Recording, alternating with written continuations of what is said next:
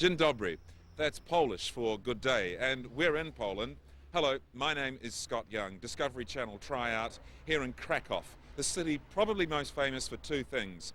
One, a certain Karol Wojtyła, or Jan Paweł. You probably know him as John Paul II. He spent 38 years in this city, preaching in that castle, that cathedral, to be honest. If you look at the tower with the gold clock, that's part of Wawel Castle. It's Wawel Cathedral, and it's there that John Paul spent 38 years.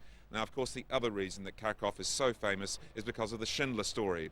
I'm standing outside of the door of the Oskar Schindler apartment, but no one's going to let us in today, I'm afraid. Still, this is where he was, in his silk pajamas, sipping his cognac, planning the liberation of his prisoners. Inspiring stuff. But we're going to start, because we can't get in there, at Wawel Cathedral, and I'm about to head off there now, so come with me.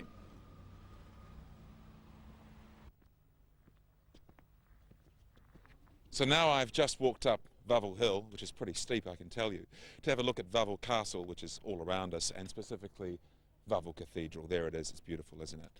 Catholicism is extremely important for Poles, and there's a lot of good reasons for that. It was part of the fabric that held society together during, well, the Nazi occupation, for example, and communist rule. I've heard stories that, for example, alternative theatre performances took place in the church because that's the only place that wasn't dominated by the army or the Communist Party, more specifically. But this is not just a tale of one city, this is a tale of two cities, as we're about to find out. There's a lot of religion in this town.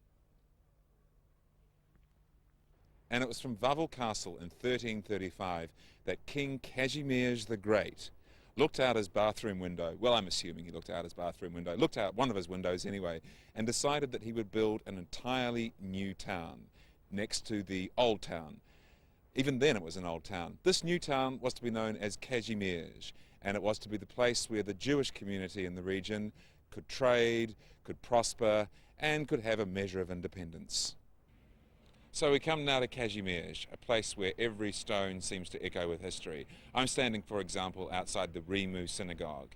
Now, inside the Remu Synagogue is a place they call the Old Cemetery. It's called the Old Cemetery because they stopped burying people there in 1800, and yet some of the bodies are actually underneath us, under the street. There's a new cemetery where I'm afraid a lot of the Holocaust victims are now buried in unmarked graves. It's sad to say that there are empty vodka bottles all over the place and graffiti. It's a pretty depressing place to visit. But despite the fact of the Nazi occupation and what happened in this district, there is some cheer in Kazimierz. The place is going through a rejuvenation, and there are some pretty funky cafes and street life that go on here. So we're going to check some of that out, okay? Well, I can't believe my luck. I said that we were going to look for some of the character of Kazimierz, and who should I find sitting here having a coffee but Bernard Offen. Bernard is part of the identity of this district and was in Auschwitz during the Second World War, a Holocaust survivor who makes films and talks about his experiences so that presumably to tell people as a warning for future generations.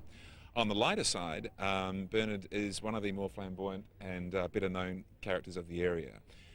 What have you seen in the changes in Kazimierz in the last 10 and 15 years, and where do you think this district is going? Well, when I came here almost, 9 years ago, first time, it was like the poorest district in Kraków, and it was a ruin. Of course, it was a ruin for the most part, even when the Jewish people were living here. It was a poor district. But there's been enormous changes here, and these businesses and cafes and place we're sitting at now. It's wonderful. I mean, it's wonderful that the whole area is being remembered, and people come and visit the synagogues, and there's quite a few of them here. Do you think Schindler's List had a big part to do with that, the Spielberg film? I think so. I think he's the first one who has made the Holocaust known in such a way where people kind of took it in and started to understand the story. When I first saw his film, and I met him on the last day of the shooting here, I didn't like the film, and it took me a few days to realize what the hell was happening with me. And I realized that was as if I was the director, I would have done it differently. Sure. Yeah.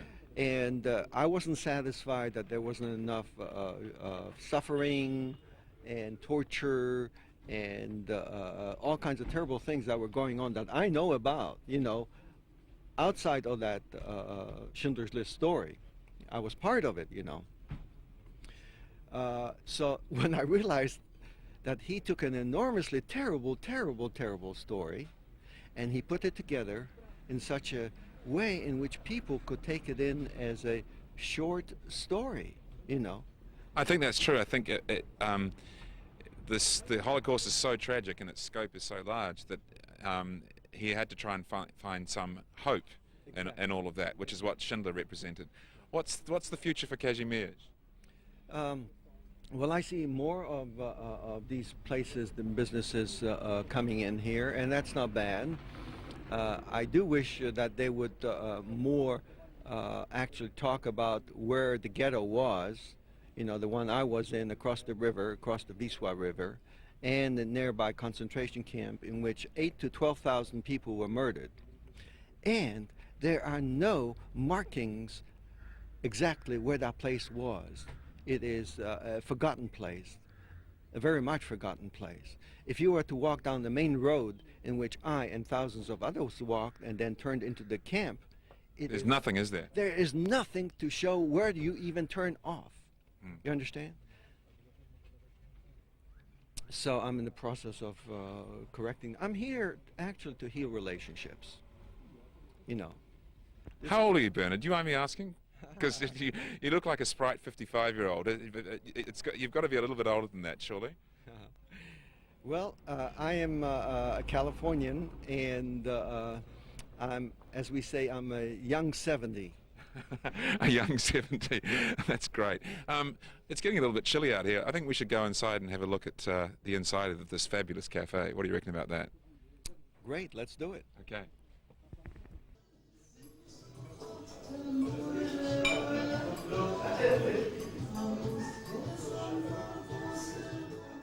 So I'm standing now on Grodzka Street.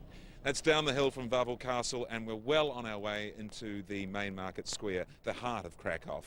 This was called the Royal Way because it's the way that people like King Kazimierz the Great and King Boleslav the Short, I'm not kidding about that name, used to come into town. Now, if you look over this way, you'll see that there's the St. Andrew's Church. This church actually dates back to the 10th century. Although its Baroque interior was remodeled in the 18th century by one Baldassare Fontana. Listen, I'm a guidebook writer, I'm supposed to know about that sort of stuff. Over here you've got the St. Peter and St. Paul's Church with the 12 disciples. There they are, count them. But there are signs of modernity all around us. Just around the corner, for example, must be one of the more Baroque and interesting looking, yes, Pizza Huts in all of Europe, maybe all of the world. There are advertising hoardings everywhere these days in Kraków. Levi's, Wranglers, Nike, you name it, it's all here. It's difficult to imagine what this town was like 10, 15 years ago when none of this stuff was allowed, but I think we can find out by talking to a couple of the right characters. So join me as we go and speak to Andre and Alex. So we're asking what it was like before the fall of communism and the changes that have happened in the last 10, 15 years. I'm with a couple of characters in a fantastic cafe, the Camelot Cafe, which is really kind of a folk, authentic cafe here in Kraków.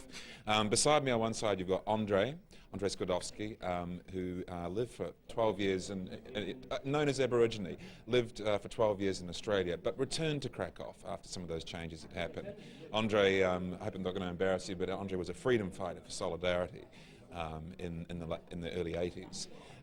And to my left, Alexander Patak. Alexander's been a translator for all kinds of big wheels, people like George Bush and NASA, Henry Kissinger, but he'll still speak to me, but maybe only in Italian. Maybe if I can start with you, Alexander. What has it been like, processing in your mind all the changes that have happened in the last 12 years? It was very difficult to find a bar. It was difficult to find a pizza in this country 10 or 15 years ago. It was difficult to have an international meal, apart from the normal regular meals, which was cabbage and a piece of pork chop. Is it true to say that ask both of you, that maybe people had unrealistic ideas about what capitalism would bring. Yes, sure. Like most of the, let's say, common people were expecting that once we, let's say, get rid of Russians, it will be like overnight dream. Next day, everything will be perfect. Everyone knows it's impossible. When I was in Australia, life wasn't always easy for me. I mean, it was easy for me. It wasn't easy for my wife, but generally speaking, you know how it is. But people were expecting that life will change rapidly, and it's impossible. You have to work like everywhere else, and now you even have to work harder. Overall, what's your feeling about the future of this country? Is it optimistic? Oh yes, very much so. I must say that there is no other country in the world that I'd want to live in at the present moment. The fact is that I was born in Great Britain. My father left England in 1961, and I have lived here ever since, from time to time being out and abroad. But the thing is, I remember he said to me, if it really gets as bad in Poland as it got in the 60s in England, he's going to move to Africa. He hasn't made a decision to move to Africa as yet, and therefore I think it's really it's a terrific country to live in. You see so many things happening in your neighborhood, and you are part of this enormous change. This is something that many people would want in their lifetimes to live through. Absolutely, it's pretty exciting. What about you, Andre? Any plans to move to Africa? No, not Africa. I believe that Poland will grow for better, but in any case, I got dual citizenship, so I can always, let's say, go back to Australia. I want it won't happen. I hope it won't happen, but my motto is if it gets worse, it will be more interesting, so in any case, I'll probably stay here. If it gets worse, it gets more interesting. But if you do go back to Australia, Andre, I'll come and interview you then. Thank you very much for your time today. Alexander, thanks a lot. Cheers. So, we've reached the throbbing heart of it all, the main market square. The largest market square, medieval market square in all of Europe and probably the world, unless there are medieval market squares in Tasmania or Bolivia that I didn't know about. Take a look around you. This place is humming with activity day and night. Restaurants, cafes, bars, galleries, shops, theatre, you name it, it's going all the time. Let's just take a look around and see what's happening right now.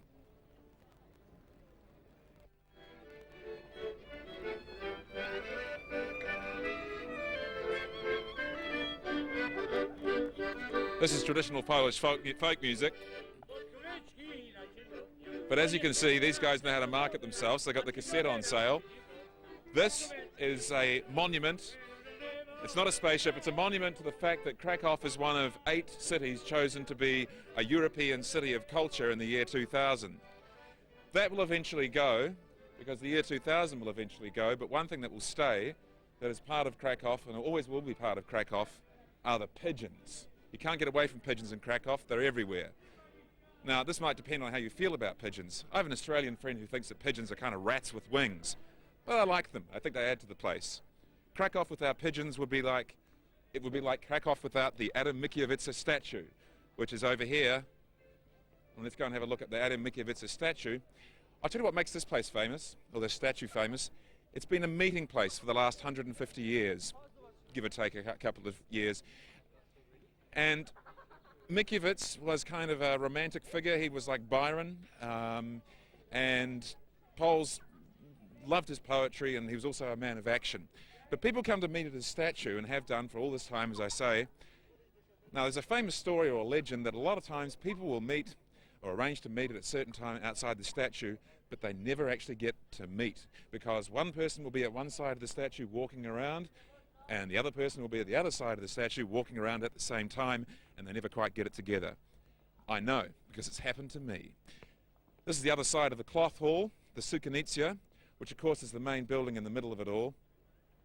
There's a museum up here which is kind of a rival, it's like a miniature Louvre actually. It's worth checking out. And you can see all the stuff that's on sale here, all the trinkets, all the paintings. It's very much like the Charles Bridge in Prague. A tourist centre and a great place to be. So throughout the course of this little program, we've mentioned cafes, bars and restaurants quite a few times, and here we are in one of the hippest cafe bars in all of Kraków, Paparazzi, the sort of place that, well, Robin Leach would say, the beautiful people come to drink and play. And it's appropriate that we're here, and it's probably just as appropriate that I have something to drink. Now what's that? This is margarita. It's a margarita. It looks great. So, to wrap up the show, I'd just like to say to all you viewers in TV land, thanks for the opportunity, Brian, and Nostrovia to everyone at the Discovery Channel.